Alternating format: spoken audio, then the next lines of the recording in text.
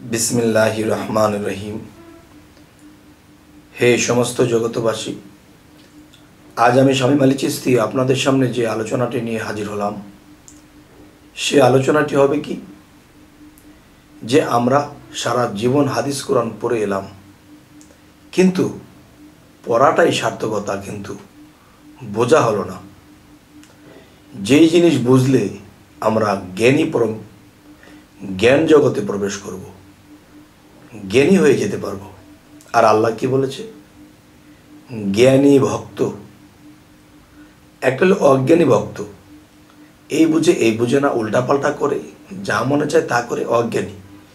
আর জ্ঞানী একজন আল্লাহ ভক্ত মানুষ অনেক একটা বিষয়। যেমন একজন জ্ঞানী মানুষ একজন মানুষের দিকে তাকালে বলতে পারে তার মনের কি অবস্থা, তার মনের কি চাহিদা, সে কি বলতে চায়।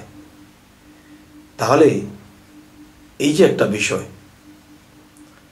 আচ্ছা, আজকের আলোচনার যে সাবজেক্টটি সেটি হলো কি জানেন, যে আমরা হাদিস কোরআন পড়তেছি বুঝতেছি না। যেমন আপনি যদি এই ভিডিওটা শুনে থাকেন এবং আপনি আমার দিকে তাকিয়ে থাকেন এবং শুনছেন আমি কি বলছি, তো অবশ্যই আপনি যেটা জানবেন সেটাই কমেন্ট করবেন। যেমন হাদিস শরীফে এসেছে, হাদিস কি কখনো কেটে ফেলতে পারবো না। হাদিস আমাদের মানতে হবে এবং হাদিস মানতে হলে আমার সঠিকটা বুঝতে হবে, জানতে হবে। দেখুন,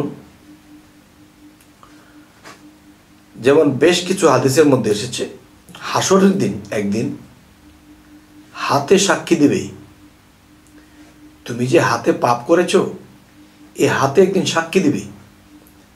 আচ্ছা, তুমি যে পাপ করেছো তোমার মুখে সাক্ষী দিবে, তোমার কান সাক্ষী দিবে, তোমার পা সাক্ষী দিবে যে তুমি এই পা দিয়ে কোথায় খারাপ জায়গায় হাঁটিয়ে গিয়েছিলে।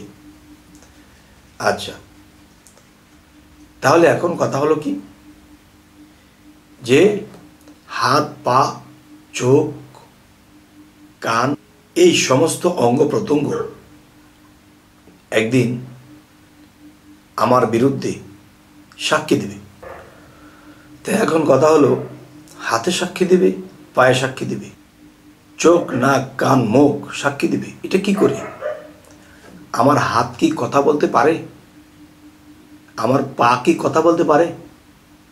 এখন দেখুন, একজন অন্ধ ব্যক্তি একজন বোবা ব্যক্তি, অন্ধ এবং বোবা, সে বলতেও পারে না, চোখেও দেখে না। এমন এক ব্যক্তি যদি কোর্টের মধ্যে উঠে বলে যে আমি সাক্ষী দেব, তুমি কি দেখেছো উনি কি ওনাকে খুন করেছে? সে বলবো আমি অন্ধ, আমি তো দেখি না।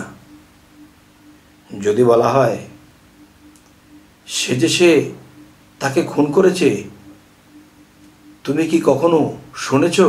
যে না, আমি কানে শুনি না। তাহলে তুমি কানে শোনো না, চোখে দেখো না, তাহলে তুমি সাক্ষী দিবে কি দিয়ে? দেখেন, হাদিস কিন্তু বলেছে হাসরের দিন একদিন এই হাত সাক্ষী দিবে, আমার পাপের সাক্ষী আমার হাত দিবে, এবং আমার কান আমার বিরুদ্ধে সাক্ষী দিবে, আমার নাক আমার বিরুদ্ধে সাক্ষী দিবে, আমার পা আমার বিরুদ্ধে সাক্ষী দিবে। এই যে কথাগুলো বলা হয়েছে, এই পৃথিবীর কোনো মানুষ কোনো ব্যক্তি এই কথাগুলো রিচার্জ করে না। এই কথাগুলো কখনো ব্যঙ্গে বলেও না কেউ, এবং যা শুনেছে তাই হাতে সাক্ষী দিবে, পায়ে সাক্ষী দিবে। আরে হাত কি কথা বলে? এই কান কি কথা বলে? তাহলে সে সাক্ষী দিবে কি করে? আজকে আমি আপনাদের সামনে এই কথাগুলোই বলবো যে হাতে কি করে সাক্ষী দেয়। যেমন আরো একটি হাদিসে আছে যে হাসরের দিন এই গলাটা অনেক লম্বা হবে। একটা মানুষের বা কিছু মানুষের গলাটা অনেক লম্বা হবে। এই লম্বা হলে কি বুঝবো? এটাই বুঝে নেবে সে মুয়াজ্জিন, সে আজান দিত, তাই অনেক মানুষের উপরে দাঁড়িয়ে সে আজান দিত, তাই তার গলাটা অনেক লম্বা। এরকমই এসেছে আসলে গলাটা লম্বা নয়, এটার অর্থ হলো সে যখন আজান দিত বা মানুষকে আহ্বান করত, তখন তার কণ্ঠস্বরটা অনেক দূর পর্যন্ত যাইত। আর এই কণ্ঠস্বরটাই তার লম্বা, আর এটাকে গলা লম্বা বুঝিয়েছে। যাই হোক, এইগুলো একটা সাবজেক্ট। আজকে আরও একটা সাবজেক্ট কি, হাতে সাক্ষী দিবে, পায়ে সাক্ষী দিবে, কানে সাক্ষী দিবে, নাকে সাক্ষী দিবে, চোখে সাক্ষী দিবে। দেখেন, আজকের যে আলোচনাটি, এই আলোচনাটি প্রমাণ করবে বিগত পিছনে যে আপনার জন্ম ছিল, আপনি কোন জন্মে কি ছিলেন, এটাও কিন্তু প্রমাণ হয়ে যাবে। সেই কথাটি হলো, দেখুন, আপনি বিগত জন্মে কারো বাড়িতে চুরি করতে, হিন কেটে আপনি চুরি করতে গিয়েছেন। চুরি করতে গিয়ে আপনি ধরা খেয়েছেন। তখন আপনার হাত দুটো কেটে দিয়েছে। তখন দুনিয়াতে কিন্তু আপনি হাত ছাড়া যখন চলেন, তখন এর বিচার তো পাবেন না, আল্লাহর রাগী। আচ্ছা, তাহলে দুনিয়াতে এই একটা বিচার, চুরি করে ধরা খেয়েছে, হাত কেটে দিয়েছে। তখন মানুষ কিন্তু তাকে দেখলেই চিনতে পারে, তার হাত সাক্ষী দিতেছে। তার হাত সাক্ষী দেয় সে যে চুরি করে ধরা পড়েছে, তার হাত কেটে দিয়েছে। এটা দুনিয়ার বিচার। এবার ইহকাল পরকালের যে বিচার, সেটা কি? বিগত জন্মে আপনি সংসার ফ্যামিলিতে ছিলেন, আপনি খুব শক্তিশালী ছিলেন, অর্থবান ছিলেন। তখন সে অর্থের আর শরীরের শক্তির জোরে আপনি কারো প্রতি অবিচার করে কারো হাত কেটে দিয়েছিলেন। কিন্তু সেই হাত কাটাটা আপনার বিচারে কোনো বিচারে ছিল না, বা কোনো হকালালে ছিল না। আপনি বেহকভাবে তার হাত কেটে দিয়েছিলেন। তখন সেই ব্যক্তিটি আল্লাহর কাছে ফরিয়াদ করেছে, আল্লাহ, সে আমার হাত কেটে দিয়েছে, এই হাত ছাড়া চলার যে কি কষ্ট তাকে বুঝতে দিও। তখন আল্লাহর খাতায় উঠে গেছে, তুমি যা করবা ঠিক তা পাবা। আল্লাহ কোরআনে বলেছে, তুমি যা করবা ঠিক তা পাবা। তো বিগত জন্মে আমি কারো হাত কেটে দিয়েছি অন্যায়ভাবে, এই জন্মে হাত ছাড়া কোনো মানুষ দেখতে পাচ্ছি। তাহলে বোঝা গেল এই মানুষটির হাত সাক্ষী দিচ্ছে সে বিগত জন্মে কারো হাত কেটে দিয়েছিল, আর আজকে তার সেই প্রমাণ, তার হাত সাক্ষী দিচ্ছে। বিগত জন্মে কেউ কারো চোখ বেহকভাবে অত্যাচারী করে কারো চোখ দুটো অন্ধ করে দিয়েছিল। দেখবেন এই পৃথিবীতে অনেক বাচ্চারা চক্ষু ছাড়া জন্ম নেয়, জন্মের পরে সে চোখে দেখে না। তাহলে আল্লাহ তো বলেছে, আমি কারো প্রতি অবিচার করি না। আল্লাহ তো সুবিচার করে। সুবিচার করলে আপনার আমার চোখ দিয়েছে, একটা বাচ্চা অন্ধ হয়ে জন্ম নিয়েছে, তার প্রতি কি সুবিচার করলো? সুবিচার আল্লাহর ঠিকই আছে, কিন্তু তার কর্মফলে এটা হয়ে এসেছে। আর এই কথা আল্লাহ কোথায় বলেছে? ফাবি আলাইয়ু রাব্বিকুম মা তাকাজ্জুবান, ফাবি আলাইয়ু রাব্বিকুম মা তাকাজ্জুবান, তোমরা তোমাদের কোন কোন কর্মফলকে অস্বীকার করো।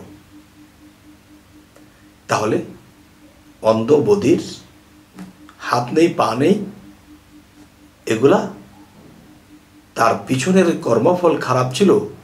সে যেটা প্রাপ্ত হয়েছিল সেটা এই পৃথিবীতে সে এসে পেয়ে গেল। তাই আমি বলবো, হে সমস্ত জগতবাসী, যে কানে সাক্ষী দেবে, আপনি এমন কোনো শত্রুমি করেছিলেন, বিগত জন্মে আপনি সন্ত্রাস ছিলেন, আপনি বড় রাজনীতিবিদ ছিলেন, আপনি কারো কানের মধ্যে সীসা ঢেলে দিয়েছিলেন, সে কি হয়েছে? মাথার ব্রেন নষ্ট হয়ে গেছে, তার কান নষ্ট হয়ে গেছে। এখন দেখবেন যে পৃথিবীতে অনেক মানুষ জন্ম নেয়, সে কানে শুনে না। অনেক মানুষ জন্ম নেয়, তার ব্রেন শট, পাগলের মতো জীবন কাটায়। সবাইকে আল্লাহ ভালো করে দিল, তাকে আল্লাহ কেন খারাপ বানিয়ে দিল? তার মানে তার কর্মফলে সে এটা পেয়েছে, আল্লাহ করে দেয়নি। সে যেটা কামাই করেছে সেটাই হয়েছে। আচ্ছা, এখন দেখবেন পৃথিবীতে অনেক মানুষ জবানের বরখেলাপ করে, তো বিগত জন্মে এই জবানটা দিয়ে কাউকে বলেছে তোমাকে এটা দেব, তুমি কাজ করো তোমাকে এটা দেব, সে বহু মানুষকে জবান দিয়েছে, সে ওই টাকা পয়সা মেরে খেয়েছে, সেটা জবান রক্ষা করেনি। তাহলে এই জবানকে সে খাটিয়ে সে এই জবান মতো কাজ করেনি, পরের জন্মে সে তার জবানটাকে হারিয়ে এসেছে, বোবা হয়ে জন্ম নিয়েছে, তার জবান নেই। আচ্ছা, এখন বলবো, এই পৃথিবীতে অনেকে শিশু অবস্থায় মারা যায়, মায়ের গর্ভ থেকে শিশু হয়ে সে মারা যায়। তাহলে একটা মা 10 মাস 10 দিন গর্ভে বোঝা বয়েছে, শিশু যদি কর্মফল খারাপ করে থাকে, কোনো শিশুকে যদি মারা হয়ে থাকে, বিগত জন্মে কোনো ব্যক্তি কাউকে কোনো শিশুকে মেরে ফেলেছে, এই জন্মে সে শিশু হয়ে সে মৃত্যুবরণ করেছে, তাহলে মায়ের কি অপরাধ? মা যে 10 দিন 10 মাস 10 দিন বোঝা বইল, মায়ের কি অপরাধ? দেখা যায় সে মাও এটার সাথে সম্পৃক্ত আছে, যে বিগত জন্মে সে কাউকে সাহায্যও করছে, যে হ্যাঁ শিশুটাকে মেরে ফেলো, তখন তার গর্ভে শিশু হয়ে মারা গিয়েছে। ওই শিশুটা যখন মারা গিয়েছিল, তার মা কত কষ্ট পেয়েছে, এখন এই মা সেই কষ্টটা পাবে। আপনারা যাই কিছু বলেন, আমরা যদি জন্মান্তর বিশ্বাস না করি এবং এই কর্মফলকে বিশ্বাস না করি, তাহলে আল্লাহ দোষী হয়ে যাবে। আল্লাহ দোষী হয়ে যাবে কেন? আপনার স্বয়ংসম্পূর্ণ হাত পা নাক চোখ কান সব কিছু দিয়েছে, অনেক মানুষের পা নেই, অনেক মানুষের চোখ নেই, অনেক মানুষের ব্রেন ঠিক নেই, পাগলের মতো ঘুরতেছে। এদেরকে এরকম শর্ট করে দিল, আপনাকে আমাকে পুরোপুরি দিল, কারণ কি? এর কারণ এটাই, যার যার কর্মফলে যেটা পাবে সেটাই আল্লাহ তাকে দিয়েছে। আচ্ছা, তাহলে আপনি এই ভিডিওটি দেখছেন, এই ভিডিওটি দেখে আপনি আমার বিরুদ্ধে যাবেন যে আপনার কথাগুলো ঠিক নয়? যদি বিরুদ্ধে যেতে হয়, তাহলে একটা দোষ দেখাতে হবে। আর যদি কোনো দোষ না দেখান, তাহলে যে কর্মফল ভুগতেছে তার দোষ, আর যদি তার দোষ না থাকে তাহলে আল্লাহর দোষ। নাউজুবিল্লাহ, আল্লাহর কি দোষ দেওয়া যাবে? যাবে না। আল্লাহর যদি দোষ না দেওয়া হয়, তাহলে যে এই পৃথিবীতে পঙ্গু অন্ধ বধির হয়ে পৃথিবীতে জন্মে এসেছে, তাহলে তাদের এই কর্মফল। তাই আল্লাহ বলেছিল, ফাবি আলাই রাব্বিকু মাতিকা জীবান, তোমরা তোমাদের কোন কোন কর্মফলকে অস্বীকার করো। দেখেন, আমার কাছে যে কোরআন শরীফটা আছে, এটির মধ্যে আমি পেয়েছি লেখা হয়েছে ফাবি আলাই রাব্বিকু মাতিকা জীবান, যে তোমরা তোমাদের কোন কোন কর্মফলকে অস্বীকার করো। আর অন্য অন্য কোরআন শরীফ যে আছে, ওটার মধ্যে লেখা আছে যে তোমরা আল্লাহর কোন কোন অনুগ্রহকে অস্বীকার করো। দেখেন, কর্মফল আর অনুগ্রহ রাত দিন ডিফারেন্স, এক একজন এক একটা বসিয়েছে। এখন আপনি যদি ওই কোরআনটা পড়ে থাকেন, আমার সাথে আপনি তর্ক করবেন যে আল্লাহ অনুগ্রহ বলেছে, কর্মফল বলেন কেন? কিন্তু আমি পেয়েছি কোন কোন কর্মফলকে অস্বীকার করো। এখন এক একজনে এক এক মতে লিখেছে, কোনটা সঠিক? আমরা জন্ম নিয়েছি বাংলায়, আমরা তো আরবিতে জন্ম নেইনি। যাই হোক, হে সমস্ত জগতবাসী, আজকের এই আলোচনা আপনাদেরকে কি বোঝাতে চাইলাম অবশ্যই জানাবেন, এবং আমাদের চ্যানেলে যদি আপনারা নতুন হয়ে থাকেন অবশ্যই সাবস্ক্রাইব করে নেবেন, পরবর্তীতে যেন ভালো আলোচনা দিতে পারি। তো সকলে ভালো থাকবেন। আল্লাহ হাফিজ।